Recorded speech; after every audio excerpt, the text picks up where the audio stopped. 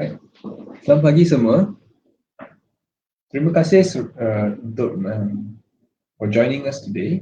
Saya akan berkongsi berkenaan dengan diabetes, penjagaan kencing manis dan Ramadan. Tahukah anda sebenarnya di seluruh dunia ada anggaran 1.6 bilion umat Islam yang merangkumi 23% daripada global population, dan lebih daripada 100 juta umat Islam dianggarkan mengidap penyakit kencing manis jenis 2 di seluruh dunia. Ibadah puasa adalah salah satu daripada rukun Islam, dan berpuasa semasa Ramadan memang wajib untuk semua umat Islam dewasa yang sihat.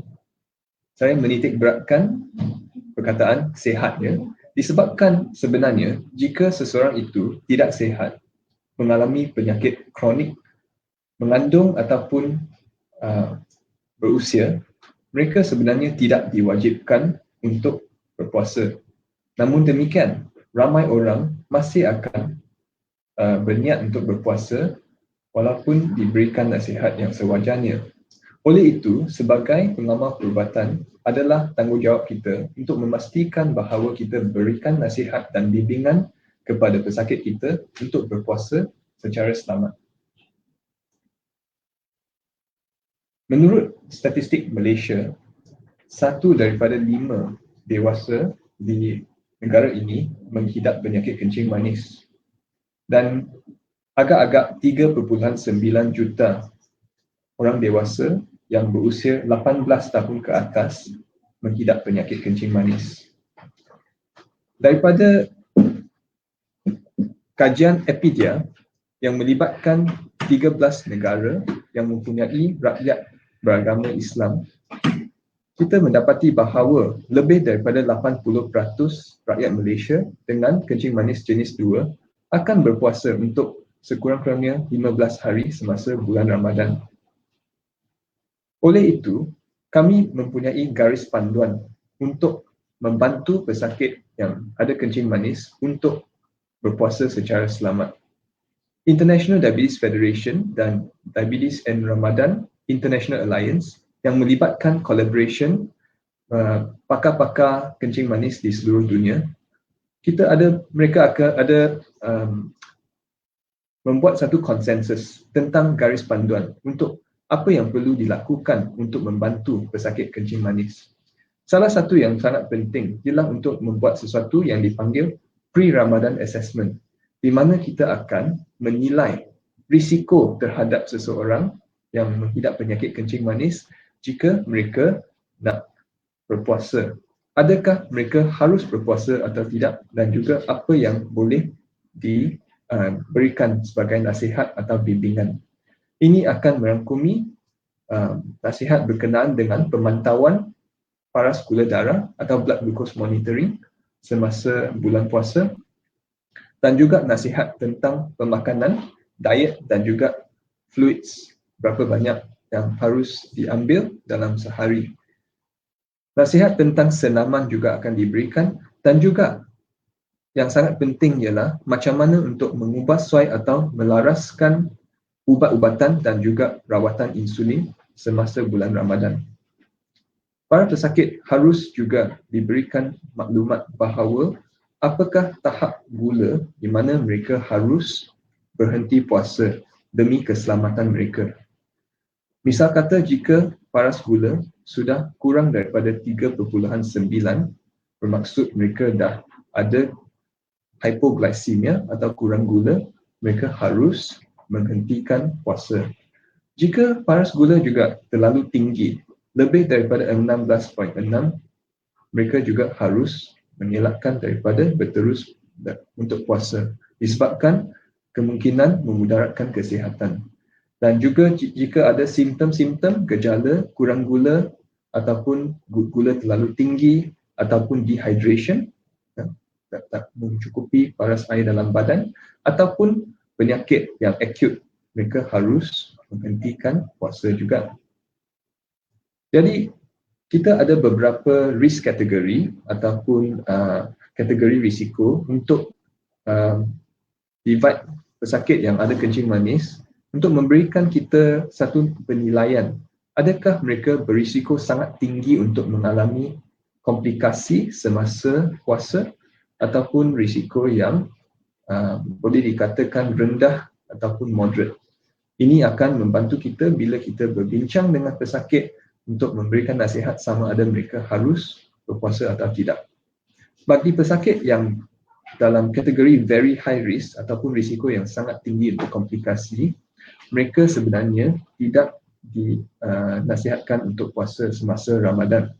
Ini termasuk pesakit yang pernah mengalami severe hypoglycemia ataupun hypoglycemia yang serius dalam 3 bulan sebelum Ramadan. Ini bermaksud mereka memerlukan pertolongan daripada orang lain disebabkan kurang gula ataupun perlu masuk hospital untuk menerima drip. Jika mereka mengalami diabetic emergency seperti diabetic ketoacidosis DKA ataupun hyperosmolar hyperglycemic coma dalam 3 bulan semasa Ramadan, ini juga ialah sesuatu yang menyebabkan mereka akan ada risiko yang sangat tinggi untuk berpuasa. Keadaan lain seperti history of recurrent hypoglycemia, mereka mempunyai beberapa kali dah kena gejala kurang gula ataupun mereka tak ada awareness tentang hypoglycemia. Kalau mereka kurang gula, mereka tak ada simptom, ini juga sesuatu yang menjadikan risiko lebih tinggi. Yang lain-lain seperti jika mereka memerlukan dialisis ataupun ada macrovascular complication yang advance seperti masalah jantung yang serius, mereka juga tidak dinasihatkan untuk berpuasa. Dalam kategori kedua iaitu high risk, ini juga ialah pesakit yang juga akan diberikan nasihat untuk mengelakkan daripada berpuasa. Ini termasuk pesakit yang ada kencing manis jenis 2 dengan kawalan gula yang tak memuaskan ataupun mereka menggunakan insulin 4 kali sehari, multiple dose insulin, ataupun mereka ada masalah buah pinggang yang agak serius juga dan lain-lain. Jika mereka dalam kategori yang moderate atau low risk, ini ialah pesakit yang ada kencing manis yang kawalan dia agak memuaskan dan mereka menggunakan ubat-ubatan yang memberikan risiko yang tak begitu tinggi untuk hypoglycemia seperti ubat-ubatan seperti metformin ataupun incretin based therapy, misal kata DPP-4 inhibitor, ubat seperti sitagliptin, vildagliptin dan sebagainya, dan juga SGLT2 inhibitor ataupun basal insulin iaitu insulin yang mempunyai duration of action yang agak lama, yang cuma biasanya gunakan sekali sehari sahaja. Jika mereka stable dengan rawatan ini dan juga kontrol gula adalah elok, mereka boleh membuat pemantauan glukos yang kerap, mereka mungkin dapat berpuasa dengan selamat dengan bimbingan pakar perubatan. Yang penting ialah kita perlu membuat pre-Ramadan assessment. Disarankan untuk kita berjumpa dengan pesakit agak-agak sebulan atau 2 bulan sebelum Ramadan untuk membuat satu penilaian yang lengkap dan juga memberi nasihat yang sewajarnya kepada pesakit tentang misal kata modified diet plan semasa Ramadan dan juga macam mana kita nak adjustkan ubatan ataupun insulin sebelum bermula berpuasa. Pesakit juga boleh membuat sesuatu seperti mencuba untuk berpuasa sehari atau 2 dengan nasihat doktor untuk tengok macam mana mereka boleh membuatkan secara selamat semasa bulan Ramadan. Memang dipastikan bahawa pre-Ramadan education ini telah ditunjukkan dia boleh mengurangkan insidens komplikasi semasa Ramadan seperti hypoglycemia dan sebagainya. Dan program ini harus ditarget kepada pesakit yang ada kencing manis dan juga doktor-doktor yang menjaga pesakit kencing manis dan juga orang-orang yang membantu ataupun menjaga pesakit kencing manis seperti ahli keluarga yang terdekat. Terdapat beberapa risiko semasa berpuasa yang kita harus memberikan nasihat kepada pesakit. Misal kata risiko untuk dapat kurang gula atau hypoglycemia semasa puasa. Simptom-simptom yang mungkin dialami oleh seseorang pesakit itu termasuk menggeletar, berpeluh, jantung berdebar cepat, rasa sangat lapar, confusion, sakit kepala ya, dan sebagainya. Jika ada simptom yang hyperglycemia pula, iaitu gula terlalu tinggi, pesakit itu mungkin mengalami rasa dahaga, lapar, kerap kencing, rasa letih, rasa loya, nak muntah ataupun ada sakit perut. Ya, kalau ada simptom-simptom hypoglycemia atau hyperglycemia, seseorang itu harus membuat pemantauan paras gula darah, dapatkan bantuan daripada doktor ataupun pergi ke hospital untuk buat cek, ya, dan pastikan menjaga keselamatan. Ya. Satu lagi perkara yang mungkin berlaku semasa puasa ialah dehydration, ya, iaitu kekurangan air dalam badan. Ya. Simptom yang mungkin dialami ialah kencing menjadi kurang, sangat dahaga, rasa letih, pening dan juga confusion juga. Jika ada simptom seperti ini, terus pergi dapatkan pertolongan yang sewajarnya. Berkenaan dengan pemantauan gula, paras gula darah, memang kita akan sarankan untuk membuat secara kerap dan berkala. Yang kita recommend ialah untuk melaksanakan blood glucose monitoring, cek paras gula darah sebelum sahur, dan juga kalau boleh buat semasa tengah hari, sebelum iftar dan juga 2 jam selepas iftar. Dan juga kalau ada apa-apa simptom, rasa tak sihat, rasa ada gejala kurang gula ataupun gula terlalu tinggi, sila lakukan pemantauan paras gula ini juga. Ini untuk membantu kita untuk menyelaraskan, menilai sama ada ubat-ubatan yang diberikan adakah mencukupi atau tidak, dan juga untuk membantu untuk mengesan sama ada hypoglycemia atau tidak. Biasanya pesakit akan menggunakan alat glukometer untuk memeriksa bacaan gula, tetapi kita ada juga cara lain seperti continuous glucose monitoring. Berkenaan dengan ubat secara spesifik, kita mungkin perlu untuk mengubahsesuaikan masa pengambilan ubat tertentu semasa bulan puasa. Untuk beberapa jenis ubat seperti ubat yang lazim digunakan seperti metformin, pertukaran tidak perlu dilakukan. Untuk ubat seperti DPP-4 inhibitor, misal kata sitagliptin, linagliptin ataupun vildagliptin, masa pengambilan itu kalau biasanya pada waktu pagi perlu bertukar kepada masa berbuka puasa atau iftar.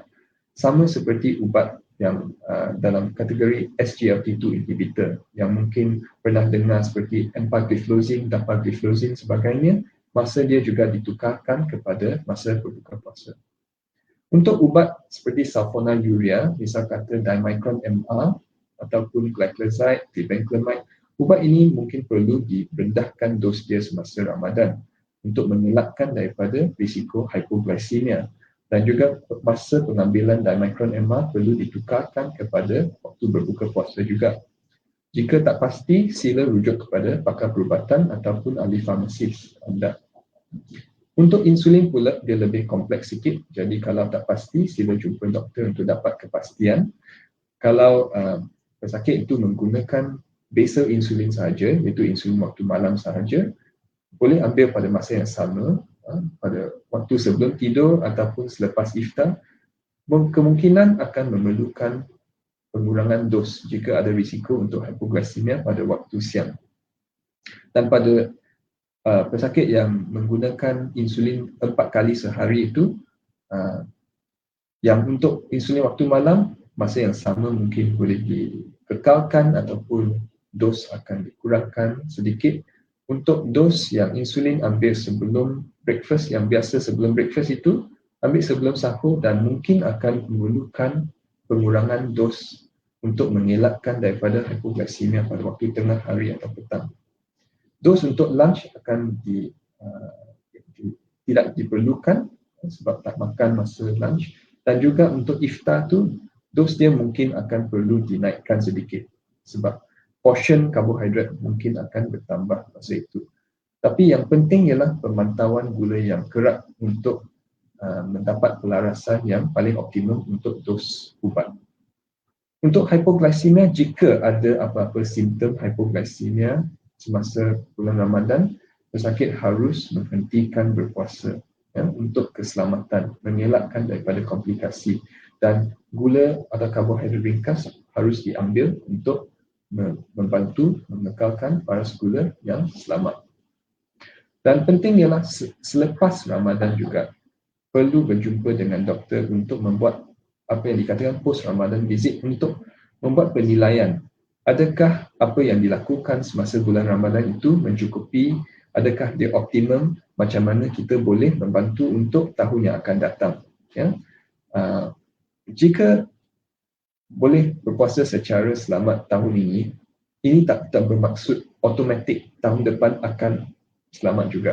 Disebabkan kencing manis ialah sesuatu penyakit yang progresif, biasanya dengan masa bila seseorang menjadi lebih berusia, penyakit pun menjadi lebih bermasalah ataupun susah untuk dikendalikan.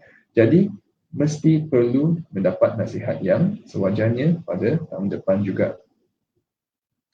Jadi, sebagai penutup, untuk conclusion, ramai pesakit kita yang beragama Islam dengan kencing manis akan ada niat untuk berpuasa juga, walaupun mereka mungkin dikecualikan.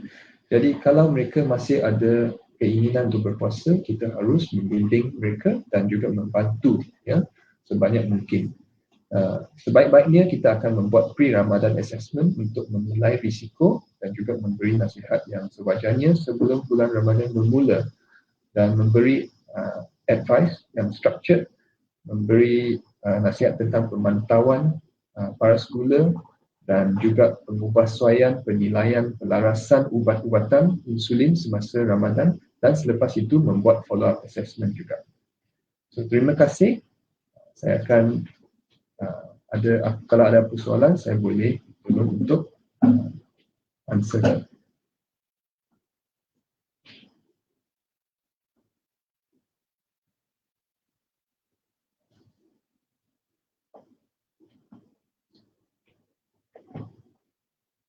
Okay, there's a question from Mas Linda. Okay.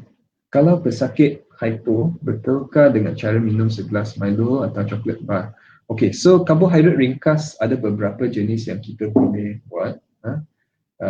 Misal kata ambil half cup of fruit juice, ataupun sebiji atau dua untuk kurma, ataupun sesudu madu. Segelas Milo pun sebenarnya boleh juga. It depends on what you have available to you at the time. Yang penting also, kalau boleh, dapatkan blood glucose checking untuk confirmkan hypoglycemia. And then selepas 15 minit itu, check lagi untuk pastikan bahawa telah dirawat dengan elok. Kalau selepas 15 minit ambil karbohidrat ringkas, dia masih bacaan gula rendah lagi, you can actually repeat and give another dose of the carbohydrate.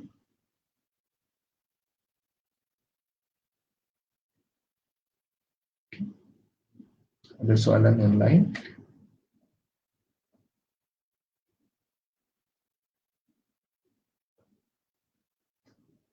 Yang one question that some people ask, bolehkah mereka menghentikan ubat sebelum semasa Ramadan?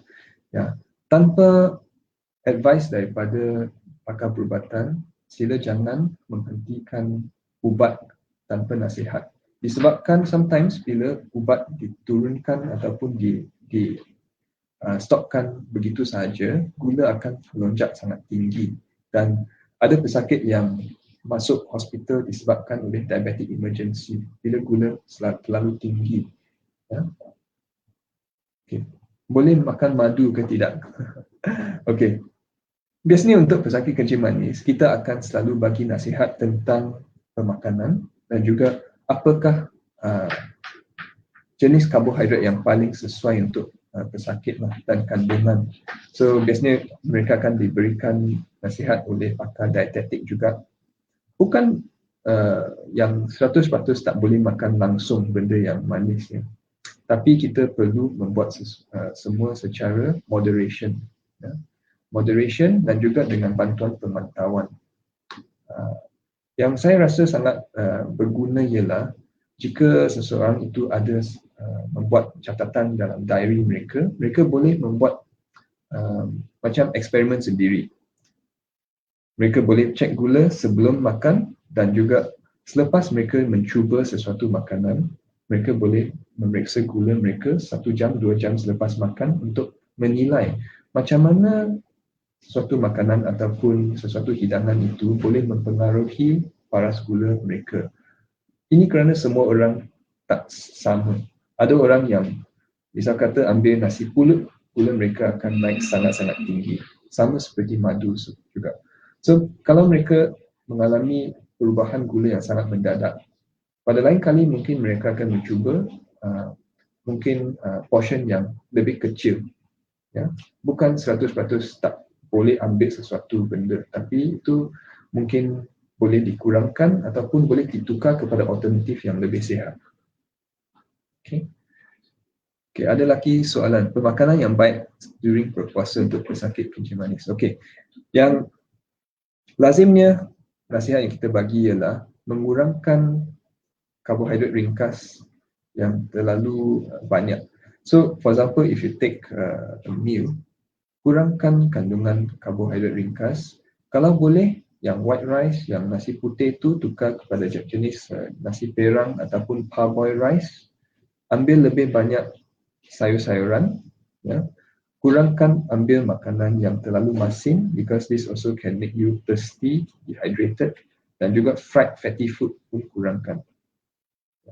So try to take healthy carbohydrates, vegetables, fruits, and also portion karbohidrat kurangkan. Dan sugar sweetened beverage cuba untuk elakkan. Maksudnya minuman tu jangan tambah gula langsung.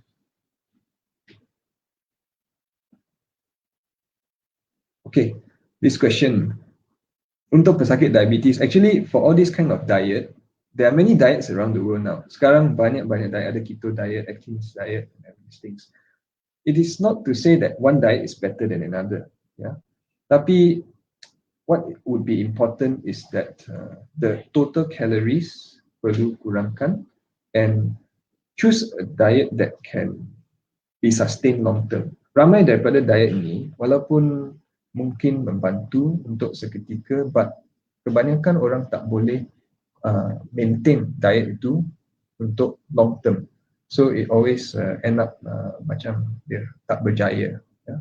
So I would say that if you can find a diet, stick to it, and then membuat pemantauan secara kerap, pastikan bahawa diet itu memang berguna dan sesuai untuk diri sendiri dan dapat maklumat daripada pakar dietetik juga. Another question is jumlah kalori yang terbaik untuk pesakit diabetes. Now, it's very hard to say because it depends on the person, whether the person sebelum berpuasa itu dia underweight, overweight, obese ataupun normal weight. So, the jumlah kalori memang akan tak sama untuk semua orang.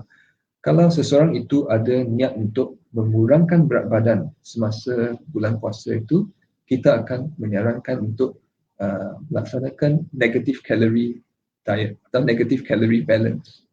So usually kita akan advise, we will calculate the body weight, give a rough estimate dan see what the patient has been eating, apa yang dia punya tabiat biasa, dan we give a target, let's say for example negative 500 calorie in a day.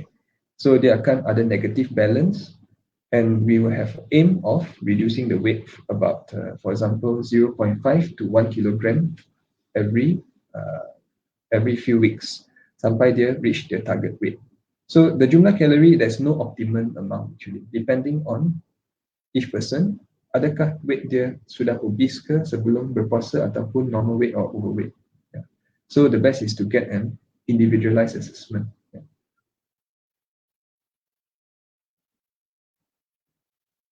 Okay.